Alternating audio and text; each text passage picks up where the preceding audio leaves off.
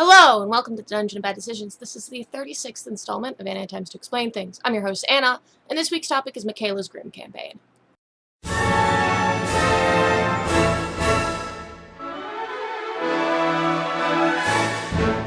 So when I was in college, I was in a roughly year-long campaign in a D6 system called Grimm. It's heavily based on fairy tales, and you play as kids, and the levels are grades. I'm not going to go into the mechanics now, mostly because I don't remember them very well, but also because they are not the point of this video.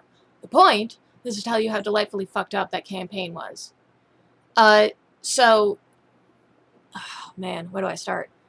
So, there was me playing Rochelle something. I was the dreamer. There was, John, no relation to later Johns, who was playing Boson Higgs, a little nerd, who had a remote-controlled Mars rover.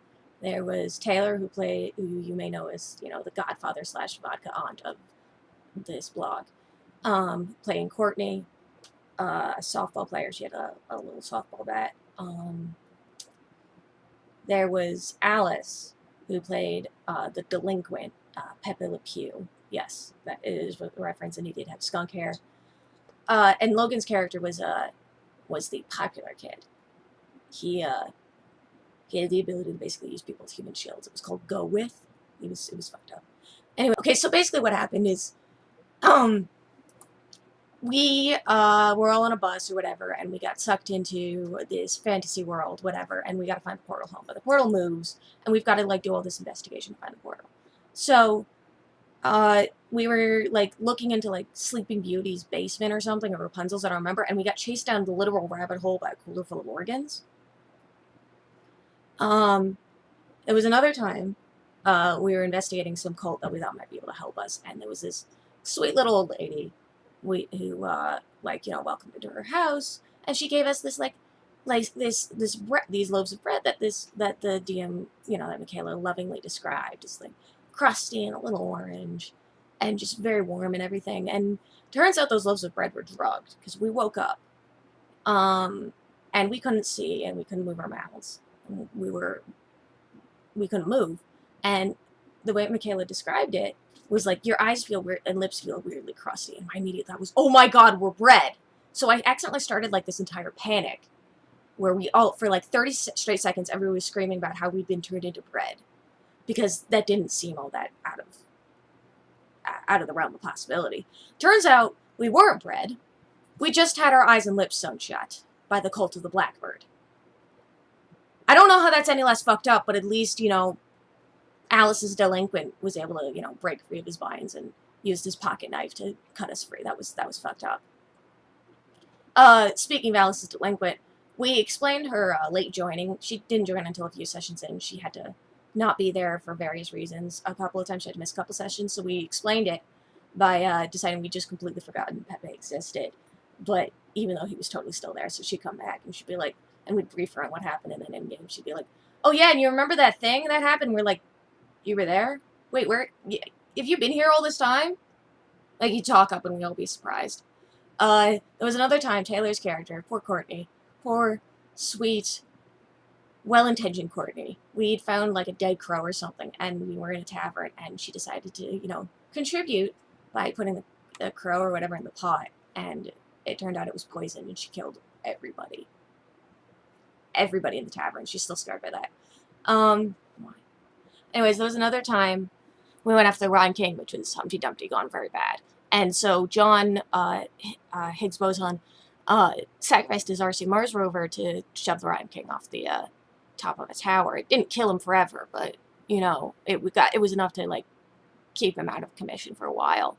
Anyways, so we were in a forest later, a few sessions later, and I guess Michaela decided to be thoughtful and a kind DM and give it back, but the Mars rover, comes, we hear rustling in the bushes, and by this time we're thoroughly scarred and paranoid, and so we're all immediately, ready to throw rocks or whatever at whatever pops out, and it says Mars rover, and we're all like, oh my god, it's back, that's so great, and then we're like, wait, hang on, the last time we saw that Mars rover, it followed the Rotten King off the fucking tower.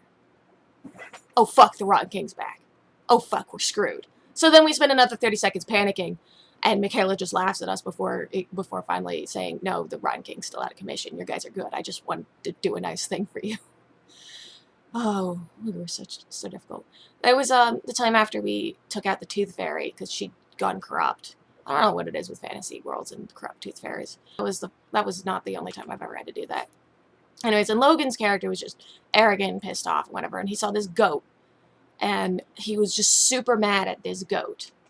And I don't remember exactly why, but he became obsessed with it, and we were all like, no, it's just a terrible idea. Don't go after the fucking goat. It's going to end badly. This is Michaela we're talking about. It's going to end so badly. Don't. So we all kept dragging him away from the goat. So Michaela, to fuck with us, kept bringing the goat back.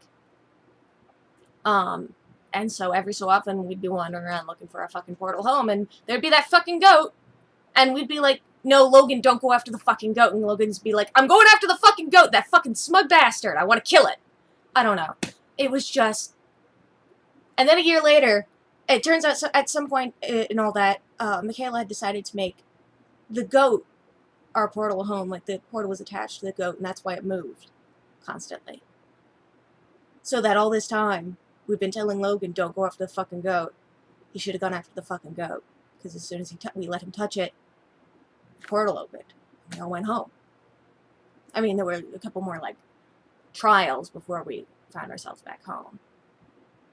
But, oh man.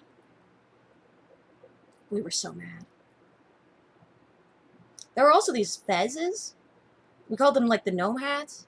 And I can't remember. I talked to Michaela, and neither of us can remember if they were just hats that were worn, fezzes were worn by gnomes, or they shrank you, it made you gnome sized. I don't know.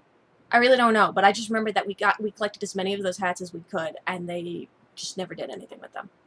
It was a lot of fun. If you enjoyed this video, check out more content in the link in the description below for the Dungeon of Bad Decisions Discord server, and my blog where I post quotes, anecdotes, and photos from the tabletop games I play in at the dungeonofbaddecisions.tumblr.com. And to support my Patreon. Special thanks again to Crunchy Chompy for being a commoner patron, and to Paula, John, and Tart for being average adventurers. Click here to check out the rest of the series, and don't forget to like and subscribe. Roll 20s, y'all!